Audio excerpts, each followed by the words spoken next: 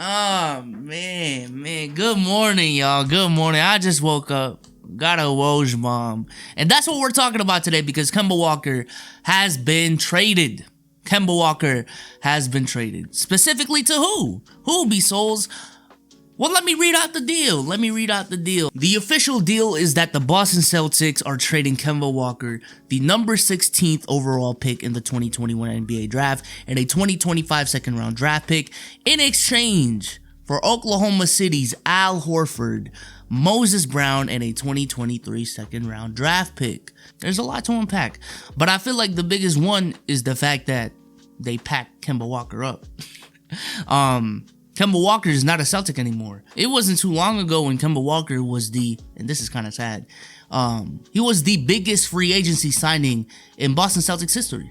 Free agency signing. I know the Boston Celtics have made a lot of trades in the past, but in terms of free agency, it was Kemba Walker, and now he's gone in a matter of 2 years. And I want to do this video to reflect on Kemba Walker's time in Boston because I ain't gonna lie, for the people who have been watching this channel, I have been critical of Kemba Walker a lot. However, I want to reflect on his whole situation, his whole time, and a lot of the takes I've spewed in the past. I'm gonna just be honest. There's a pinch of trolling in there, but today I want to truly examine the situation and what exactly happened and how good is Kemba Walker. So to start off the video, we have to go back to 2019 because Kemba Walker was signed in the 2019 offseason, coming off of the Boston Celtics' horrendous 2018-2019 season, a season in which the Boston Celtics just imploded.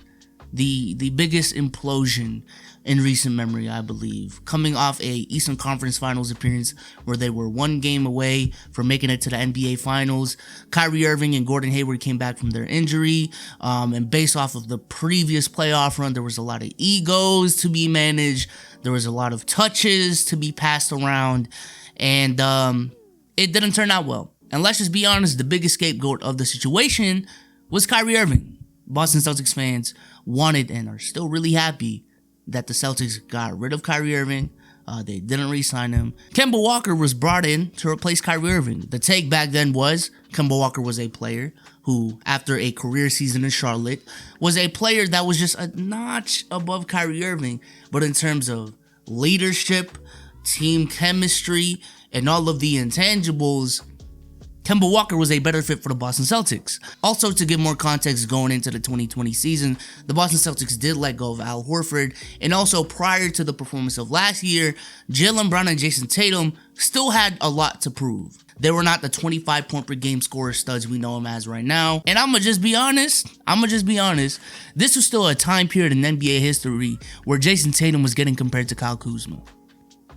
Yeah, this is what we're talking about. So off to the 2020 season we go. The Boston Celtics are back, and it's more of a less is more approach. And for the first 40 games of the 2020 NBA season, number one, Kemba Walker only missed 4 games, which is really good. But also in the 36 games he did play, the Boston Celtics went 24-12. And in those 36 games, Kemba Walker in 32 minutes of play put up around 22 points, 5 assists, 4 rebounds on 44% shooting from the field, 39% from 3, and 87% from the free throw line. And going into this new team that includes players like Jaylen Brown and Jason Tatum, we expected the production to go down regardless. You know what I'm saying? I wasn't going into the season, I and a lot of Celtics fans weren't expecting Kemba Walker to average 26 points a game. So the performance Kemba Walker was putting up in the first half of his first season for the Boston Celtics, he was playing, I'm gonna just be honest, really good basketball. However, as we know with that season, Kemba Walker did not finish the season as a healthy NBA player. Around late January to the rest of the season, Kemba Walker was missing games. And we've seen this before with this team. When a star player is out, there are certain players on this team that are capable of stepping up to the plate and going crazy. And the number one guy that did that this season was Jason Tatum. Because I feel like from post All-Star break and on, or around even a little bit before All-Star break, that is when Jason Tatum became the Jason Tatum we know of today. The 6'9" stud that we know of today. And with everyone knowing his potential and the fact that at some point down the line, the Boston Celtics had to give Jason Tatum the keys anyways, by the time Kemba Walker came back from his injuries, especially since that gap from like March till August, that big gap, By the time that time rolled around, the hierarchy of the Boston Celtics changed. And with Jaylen Brown stepping up in Kemba Walker's absence, by the time Kemba came back, and the fact that they were also easing Kemba back in from his injuries, the hierarchy of the Boston Celtics is now Jason Tatum, Jaylen Brown, Kemba Walker, and Gordon Hayward. That's what happened. That is what happened. And that's a drastic change from the beginning of the season, when going into the season, Kemba Walker was viewed as the best player on this team. Kemba Walker was supposed to get a lot of touches. To now, Kemba Walker has to adjust to a third scoring option in a matter of a season, while also dealing with injuries. And by the time the playoffs rolled around, I'm not going to say Kemba Walker played bad in every single game, but you can clearly see that he was having a tough time adjusting to this new role, also dealing with injuries. And this is when Cardio Kemba was born. I'm gonna just be honest, because when you have Kemba Walker, who is best utilized as a first option, as a third scoring option, what you have is a situation where a player isn't really scoring much, and already to begin with, he really doesn't do much defensively, and he's not an elite playmaker.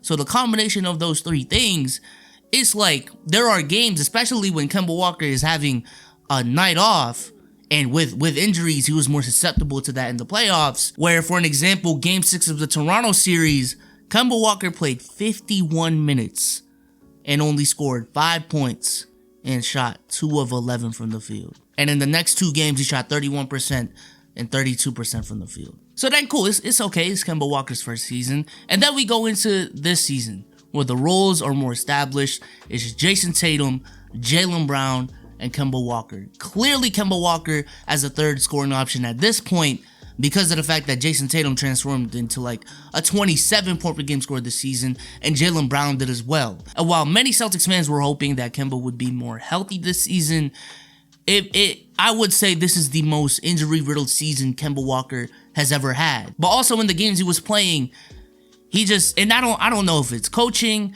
but he just could not adjust to being a third scoring option. He just couldn't. This whole season, he averaged 19 points a game on 42% shooting from the field, similar to last season, which is fine. But as a third scoring option with 2 25 point per game scorers that can draw double teams on your team, for you to shoot 36% from the field, which is just league average, it's underwhelming. And then we go into this year's playoffs, where Kemba Walker was already coming back from an injury going into game 1. And then in the 3 games he did play, aside from game 2, he played horrible, putting up 13 points a game on 32%, 18%, and 90% from the line. And then he got injured and wasn't even able to play the last 2 games of the series. So all trolling aside, and if you guys follow me on Twitter, y'all know I'm very critical of Kemba Walker. I feel like Kemba Walker is a player who was, once again, misutilized. But also, given the situation, I don't blame the Celtics. I don't. Kemba Walker went down. Jason Tatum proved his worth. So did Jaylen Brown. So why would a 25 point per game scorer, 2 25 point per game scorers, take a step back when they're already the future of this franchise? Why not just give him the keys right now? I do believe and hope that Kemba is going to have a resurgent season in OKC. I really do hope the best. I don't mean ill will on any of these players. And I believe with the pieces that they have that he'll actually fit better with that team. So don't be surprised if Kemba Walker, has a good season next year. Especially with a chip on his shoulder and, him trying to prove everyone wrong. And also the fact that it's a contract year next year, but also if he doesn't play, he can opt into the last year of his contract and make $37 million that year, which is insane. Shout out Kemba Walker for getting that bag. And I know there's a lot of Kemba Walker memes, but truly, with all troll aside, he was a really good dude. So again, shout out to Kemba Walker for your time. It just wasn't a good match. Given your injuries and the direction of the team, by the time everything rolled out, it just wasn't a good match, and it happens. I personally think Kemba Walker is best utilized as a first option, but if you can find him in a situation where it might be OKC with Shea being there, where he can be the second option but have a lot of touches, kind of sort of like what Phoenix has right now with Chris Paul and Devin Booker, I think he can succeed in that role. But as a third option, with Kemba's touches being limited, aside from scoring, he doesn't really offer that much elite attributes and other aspects of the game. And I have this recorded on my channel, but I think the biggest mistake of this whole situation was even signing Kemba Walker in the first place. Because I just didn't get it, because you just came off a horrendous season. The NBA landscape changed. You got the Clippers forming their crazy squad over there with Kawhi, Paul George, and that crew. And that's, you know, that's another video in of itself. You got the Lakers with Bron and AD. You got the Nets with Kyrie and KD. The Bucks just beat this team and got better. So I never got the point of signing Kemba Walker when, let's just be honest, this team didn't really have a real chance of winning that year. And thank God Jason Tatum stepped up when he did. But going into the 2020 season, I didn't get signing Kemba Walker because this was a perfect time to just truly give Jason Tatum the keys to the franchise and prove what he's worth as a first option of a team and build around him. I don't know if Danny Ainge just signed Kemba Walker just to prove that Kyrie was the problem, and it kind of worked. It kind of worked. But in terms of the overall approach to this team and the future of this team, that move to me never made sense. I feel like the 2020 Boston Celtics would have been better if they just built around Jason Tatum and Jaylen Brown, gave Marcus Smart the one, and gave them bench depth, which is exactly, and from the looks of it, is exactly what they're doing right now with getting Al Horford back on the team, getting a player like, I was about to say Bruce Brown, but I know for a fact it wasn't Bruce Brown, getting a player like Moses Brown on the team. That is exactly what they're doing right now, and I wouldn't be surprised if there are more moves to come. And it just proved itself in the 2020 season, because by the end of the season, when the Heat took us out, the downfall of the team was, number one, Kemba Walker's defense, number two, the lack of a big man, and number three, the lack of bench depth. All three things that could have been solved if they didn't sign Kemba Walker and use that cap space elsewhere. And I ain't gonna lie, with how Nikola Vucevic played this year, retrospectively looking back, the Celtics, if they were gonna spend that free agency money on one big free agent, they should have spent that money on Nikola Vucevic, and it would still be worth it till this day. Shout out to Kemba Walker again for your time in Boston. I'm wishing you the best in OKC. Big Al, we're back. We're back. But with that being said, I hope y'all enjoyed this video, and I'm out. Peace. Yeah. Where your mom's at?